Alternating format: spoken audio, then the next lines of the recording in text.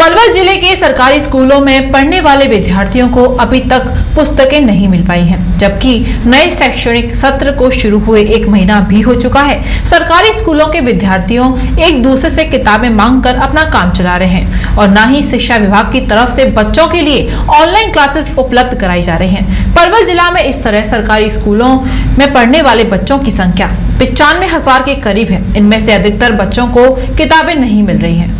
School बंद होने के कारण बच्चों की शिक्षा पर बुरा प्रभाव पड़ रहा है और इनमें सबसे ज़्यादा प्रभावित सरकारी स्कूलों के बच्चे हो रहे हैं। सरकारी स्कूलों में पढ़ने वाले बच्चों को शिक्षा विभाग की तरफ से ना तो ऑनलाइन क्लासेस मिल रही हैं और ना ही शिक्षा विभाग की तरफ से दिए जाने वाली निःशुल्क पुस्तकें उनको मिल पाई हैं। शिक्षा नीति के तहत कक्षा 1 से लेकर 8वीं तक मुफ्त में बच्चों को किताबें दी जाती हैं और अब सरकार ने आदेश के बाद कक्षा 9 से लेकर 12वीं तक भी बच्चों को मुफ्त में किताबें दिए जाने का आदेश दिया गया है। एक तरफ जहां नए शैक्षणिक सत्र शुरू हो चुका है और इसको शुरू हुए भी 1 महीना बीत चुका है, तो वहीं बच्चों को अभी तक भी शिक्षा विभाग की तरफ से किताबें नहीं मुहैया कराई गई हैं। आलम यह है कि सरकारी स्कूलों में पढ़ने वाले बच्चों की पढ़ाई की चिंता करने वाला शिक्षा विभाग खुद ही राम भरोसे चल रहा है। बच्चों तक नई किताबें ना पहुंचने का कारण शिक्षा विभाग कोरोना और ट्रांसपोर्ट की कमी बता रहा है। अलग अलग सरकारी स्कूलों में पढ़ने वाले छात्र छात्राओं ने बताया कि उनको नए सत्र की किताबें नहीं मिली हैं, जिस कारण उनकी पढ़ाई प्रभावित हो रही है। इसके अलावा सरकारी स्कूल की तरफ से पहले ऑनलाइन के लिए बोला गया था, लेकिन कोई भी ऑनलाइन क्लासेस उनकी नहीं लगाई जा रही है, ना ही उनको होमवर्क दिया जा रहा है। वे अपने आसपास के बड़े बच्चों से ही होमवर्क लेकर पुरानी किताबों के सहारे काम चला रहे हैं। बच्चों ने कहा है कि अगर वह प्राइवेट किताबें खरीदते हैं तो वह काफ़ी महंगी आती हैं और इस समय उनके घर की हालत ठीक ना होने के कारण वह बिना किताबों के ही घर पर बैठे हुए हैं। कि पढ़ाई तो पता है आपको, लॉकडाउन पढ़ाई कहाँ हो पाती है। सब बच्चे के खेल पे ज़्यादा ध्यान देते हैं कि पहले ऐसे ऑनलाइन क्लासेस हो रही थी, अब की बार वो बिल्कुल भी बंद है। बिल्कुल काम ही नहीं आता कुछ भी, और जब काम बाहर स्कूल से नहीं आता तो बच्चे भी स्कूल के काम पे गौर नहीं देते। से जरा बताओगे? पहले तो ऑनलाइन क्लास थी, अब ऑनलाइन क्लास नहीं है। तो फिर तुम लोग कैसे पढ़ाई कर रहे हो अपनी? अभी तो फिलहाल घर पे ही कर रहे हैं और वैसे बुक्स वगैरह भी नहीं मिली है। तुम लोगों को बच्चों स्कूल की तरफ से जैसे बुक्स मिलती हैं हर बार, ऐसा कुछ इस बार है? मिली है बुक्स? मिली है आप लोगों को? नहीं, कोई बुक्स नहीं मिली है। नहीं। मेरा नाम विकास है। मैं सरकारी नंबर 4 में पढ़ता हूँ और मैं अब 9वीं में हो गया हूँ 8वीं से।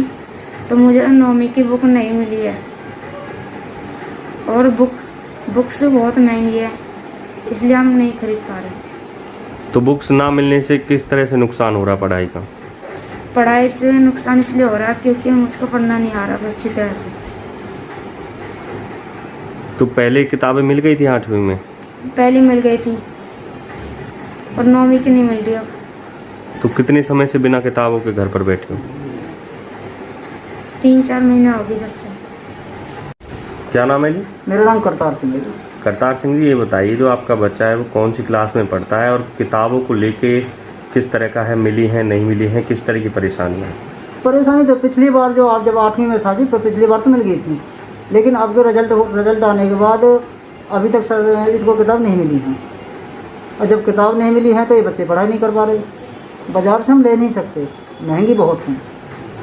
हम मज़दूर आदमी हैं, हमसे इतना पैसा इकट्ठा नहीं होता कि हम अगर बाज़ार से बुक ही लेनी होती तो हम प्राइवेट पढ़ा लेते हैं। और बिल्कुल बच्चे की पढ़ाई बिल्कुल ख़त्म हो जाती। तो कितने समय से बिना बुक्स के घर पर ही हैं? 3-4 महीने हो गए जब से रिजल्ट आया, जब से घर ही बैठे हैं। तो क्या ऑनलाइन क्लासेस वगैरह भी शिक्षा विभाग की तरफ से मिल रही है? नहीं, कोई ऑनलाइन नहीं है। एक बार सर ने बोला था कि आप अपना नेट रिचार्ज कराओ और हम आपको अपने ग्रुप में डालते हैं।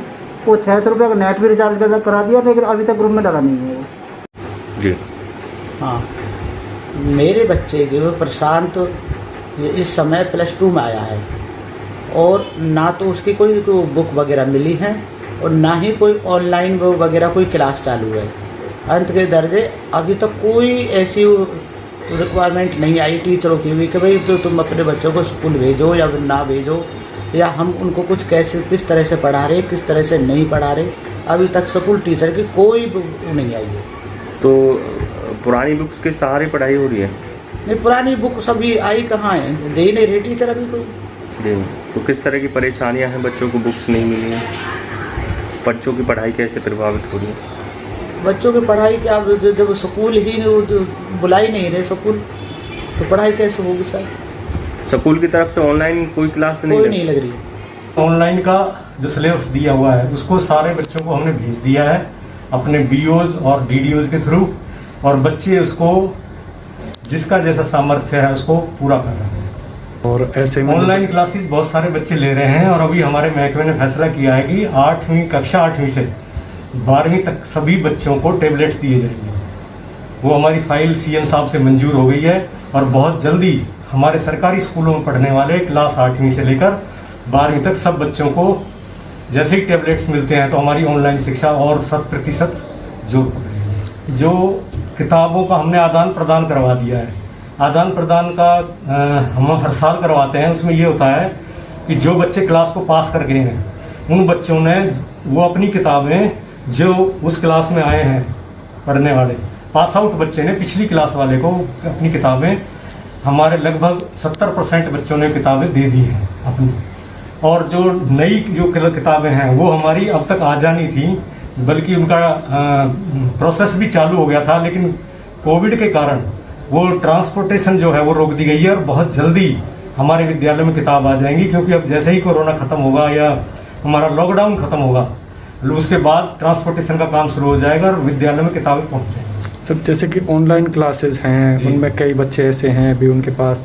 या तो इंटरनेट नहीं है या फ़ोन नहीं है, वो किस तरह से ऑनलाइन क्लास ले पाएंगे? इंटरनेट तो अब हर जगह है, ये बात अलग हो सकती है कि उस बच्चे पर मोबाइल नहीं है, एंड्रॉयड मोबाइल नहीं है या टैबलेट नहीं है, उसी का ही तो हम उपाय निकाल रहे हैं कि बहुत जल्दी हमारे 8वीं से 12वीं तक के बच्चों के बीच हाथ में टैबलेट होगा। विश्व स्तरीय चिकित्सा सुविधाओं से युक्त JP diagnostics radiology and pathology centre, Mathura का पहला complete radiology and pathology diagnostic facility से सुसज्जित। Doctor Deepak Agarwal and doctor Nidhi Agarwal, JSR tower, Govardhan crossing, NH 90, Mathura.